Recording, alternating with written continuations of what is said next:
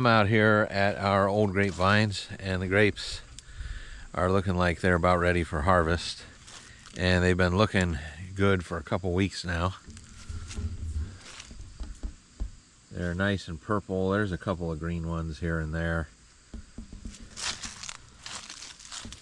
These are our Concord.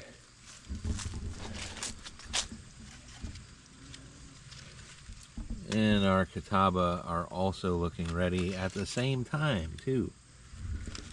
Well, I've tasted them and they do taste sweet, but the only way to really know what the sugar content is and know if they're truly ready is with the refractometer. So that's what we're going to do. We're going to test the sugar level and see if it's what we want, and then we're going to pick them.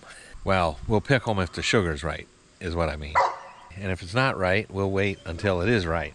But it should be close, and probably, you know, let's just test it and see. Well, all it really takes is a drip of juice from the grape. Yeah, we'll get a couple drips on there. There we go. Shut the glass. That one's about 15. Well, they need to... We're going to measure from different places. Now we got the one from there. Where's the middle? That was from the end of the row. We'll do another one. Now this is from the middle of the row. And the dog wants to get in on it. 16. So they're all pretty close to the same. Now we'll do the Catawba. We'll get a couple of those. No. Those are about 17. The sugar level for the grapes seems all right. The low end was 15, the high was 17. But we want to get it higher than that, so we're not going to pick them today. We're going to leave it go for a few more days, test it again, and we'll see where it's at. While we're out in the orchard, here's something else that you deal with when you raise things organically. And I think it's worth it to raise organically.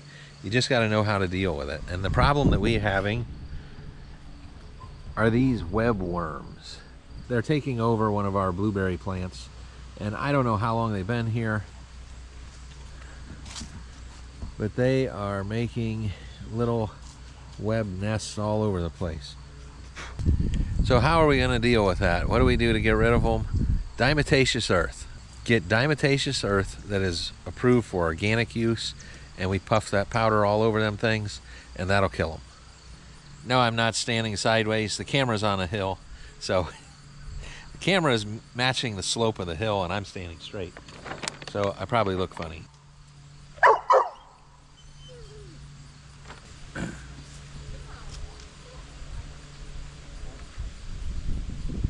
I forgot, we do like to tear their little web nest open. I tore the nest open. Now I'm going to throw some more powder on there, and that'll get rid of them.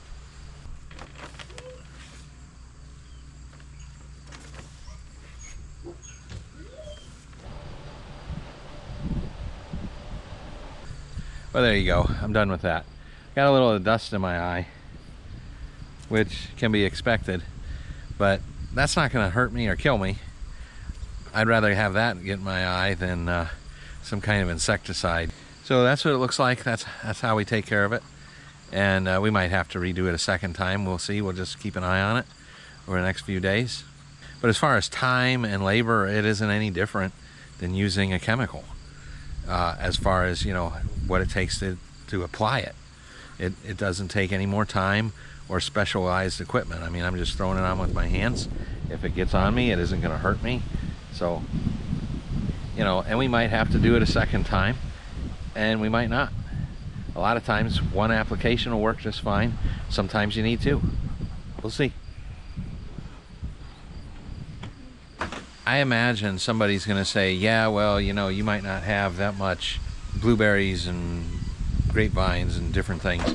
Actually, we do. We have quite a bit. Now, mind you, we don't have, you know, 100 acres of this stuff or something like that. So I can understand somebody with a really big place using a different method, but this is what we have. We have like 30 or 40 blueberry plants, and this is how we take care of them, how we just keep an eye on it. Constantly outside working, doing things. I don't even know how many grapevines we have. They grow next to some of the blueberries. This row of blueberries is right beside the grapes, which is why I saw it immediately. It wasn't there a couple days ago. We had a 3-day weekend with Labor Day, and so because of that, we didn't see these. We were doing things, and so we didn't see this until today. So now we've taken care of it. But normally we're out here all the time. Oh yeah, like I was saying, as far as how many things we have, I'm not even sure. There are like 10 grapevines there that are well established. I have 50 more that I just did this year, put in this year. We've got about 30 to 40 blueberry plants, and they're all producing. We've got pawpaw trees, 6 apple trees. We got a lot of stuff. We have countless strawberries. I don't even know. Hi. Hi. Did you check the pawpaws by chance? No, I didn't check any pawpaws. Yeah, I think they should be ready by now. All right, well, since we're out here, let's go check our pawpaws and see if they're ready. We found a pawpaw earlier today. It was actually laying on the ground and split open. It fell off the tree, so we were thinking they're probably ripe. So we're gonna check them out. If you're not familiar with pawpaws, some people say they taste like a banana. Some people say they taste like a papaya. They are a native fruit to Ohio and surrounding states. But yeah, we've had 2 pawpaw trees for several years, at least 7 years, I think. A long time, and we've never gotten pawpaws on them.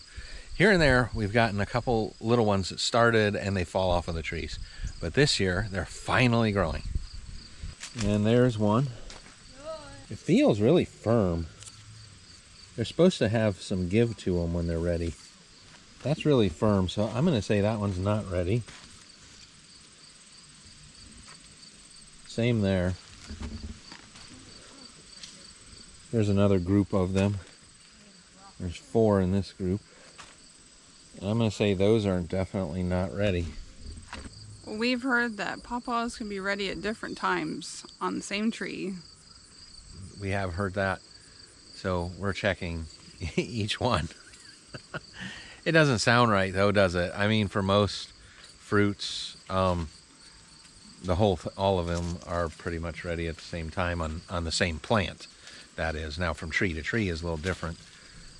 So I'm not sure.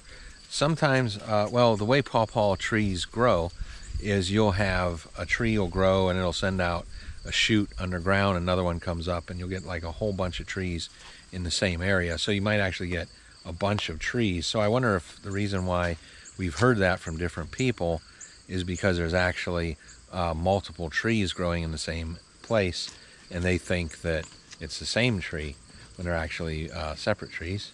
And we actually have an example of that.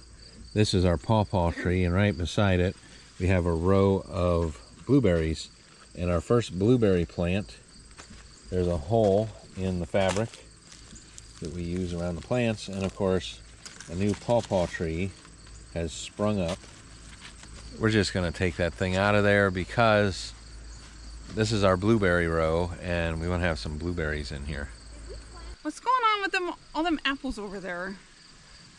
Yes. There's a bunch of apples over there. We have one apple tree left that somehow one lonely apple tree. Somehow we didn't harvest this one tree. What do you want to do with it? Well, since there's so many on the ground, I kind of wonder if we should just take them over to the horse barn. It's one tiny tree. Yeah, it's not very big. And I think they got some off of it, but then there's some that didn't get off of it, and there's a bunch on the ground. So we do need to clean up.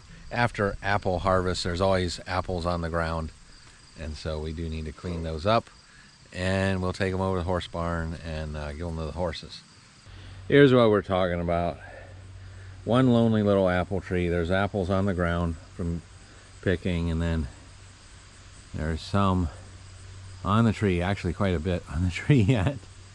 And that's our late variety, the Liberty apples. The pristine, we got lots of those. We had way more pristine. We had a lot of pristine this year, and we had some Liberties as well. And this one tiny tree, we just left it. Well, we picked some of it. New grapevines are doing well. See some powder, that's more of that diatomaceous earth. So we have had aphid problems this year with the new grapevines. It's only the new ones. We got 50 new grapevines, and there's only aphid problems on those. We haven't had any problems with aphids on the old grapevines or on any other plant in the whole garden. And it's not just in one spot. It is the new grapevines. They are an actual wine grape. It's called Marquette. And wine grapes have a higher sugar content, and that's the problem. They'll attract things much earlier. Aphids like to suck the sap out of the plant. They like things that are sweet, and so that's what we have here. And some people saw our other video and have made suggestions to us, people that we know personally, and have said things like, well, maybe your soil's too rich in that area or something like that, too much nitrogen or too much of this or that or whatever. It's not that. It's not that at all, because we have 3 rows over here. We have 2 rows over there. We have a couple rows, 100 feet over. There's 3 more rows. There's a lot of distance between all these vines. So the aphids, it's not an imbalance in the soil. The aphids are actually attracted to in the plant. So I'm hoping it's just because they're young plants. I don't know. But we've had actual wine grapes before, Catawba and Niagara, and they had a lot of problems with aphids and other things. We've always made jelly out of all these grapes, and the ones with the higher sugar content are nice because you get a higher sugar content, obviously. But the Concord have done very well. Nothing seems to bother them. We don't hardly get anything on them at all. But actual wine grapes, we thought we'd try it again, and so we needed some more grapes, so we decided we're going to plant 50 of these higher sugar content grapes. And of course, this is where we end up at with an aphid infestation. How's the grass down there? Good. I bet it feels nice, doesn't it? Yeah. Well, there's 3 more. We got our apple picking crew ready. Yeah. All right, time to pick some apples. So it's the end of the day, and we're in the house, and the pawpaw tree had dropped a couple pawpaws on the ground, and they were actually split open. So we picked them up and brought them in the house. I don't know if they're going to be any good or not. We're going to open them up and see what they look like inside. Just noticed something funny about this pawpaw. So it's split. It looks like a little smile. There's a nose and an eye. Here's another pawpaw that fell off a tree. It has a sad face. Is that funny or what? So we know that they have a lot of seeds inside, and they have a custard-like consistency. And that's what they look like. Now, of course, these were already split open and laying on the ground, so I don't think we're going to eat those, but we just wanted to see what they look like. Can you pull one of them seeds out?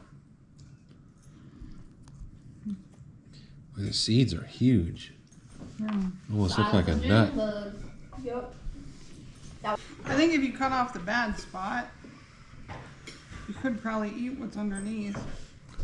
So Yeah. I guess she's cutting off all the exposed areas, and we're gonna open it up and have the try the good stuff underneath.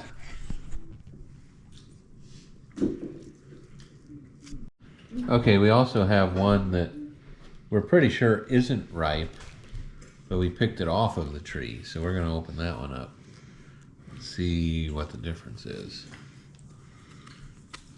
Feels like a really hard avocado. They All right. smell very fruity. There's a very Here goes nothing. fruity smell. Don't swallow. Why not? It's like,